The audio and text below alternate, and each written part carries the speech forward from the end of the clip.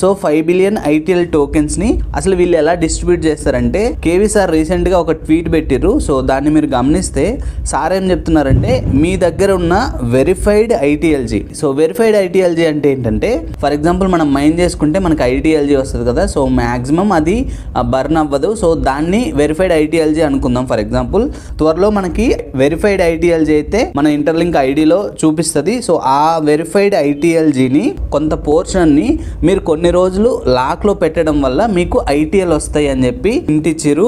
For example మన దగ్గర 5000 verified ITLG ఉన్నాయి అనుకుందాం. సో అందులో మీరు 80% వెరిఫైడ్ ITLGని ఒక 2 years వరకు మీరు లాక్ చేశారు అనుకుందాం. పై నెట్వర్క్ వాడే వాళ్ళకి ఆల్రెడీ ఈ లాక్ ఇన్ గురించి అయితే ఒక క్లారిటీ ఉంది.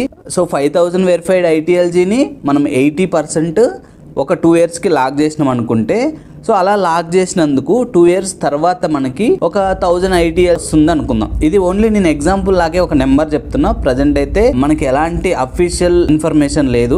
ఎంత డ్యూరేషన్ మనం పెడితే ఎంత టోకెన్స్ వస్తాయనే అఫీషియల్ ఇన్ఫర్మేషన్ అయితే లేదు. అండ్ ఒక యూజర్ కేవీ సార్ని అడిగారు అనమాట, ఎన్ని ITLGని ఎన్ని డేస్ కి లాక్ చేస్తే మనకి ఒక ITL వస్తుంది అని అంటే సో దానికి సార్ ఏం చెప్తున్నారంటే త్వరలోనే రివీల్ చేస్తామన్నారు. సో వెయిట్ చేద్దాం. ఏదైనా అఫీషియల్ ఇన్ఫర్మేషన్ ఉంటే నేను అప్డేట్ చేస్తా.